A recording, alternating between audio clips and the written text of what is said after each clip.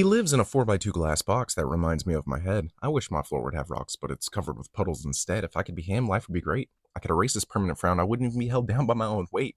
I woke up, walked to the tank to hear his thoughts on yesterday. I asked, and after a tap on the glass, he looked my way, gave me this depressed expression, and pressed his best just to say, "Oh, besides the tides and the great skies, it was okay." And I said, "Hey, Mr. Fish, you get all that you wish. You got nothing to complain about while hanging out in the abyss." He replied, "Well, existence is bliss. There's so much that you miss. Besides, get off the trip. Happiness, it's just a myth."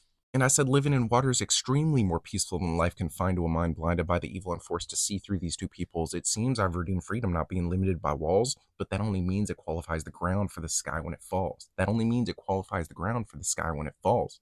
But Mr. Fish just laughed as I went on and on and on, so I interrupted his chuckle, putting up my middle finger, and he boldly told me it's too bad I'm such a thinker. So arrogantly I asked, how could someone think too much? He added that insanity lingers and thoughts brought me to the brink as such. He said, "You live inside a head that reminds me of my glass box, and everyone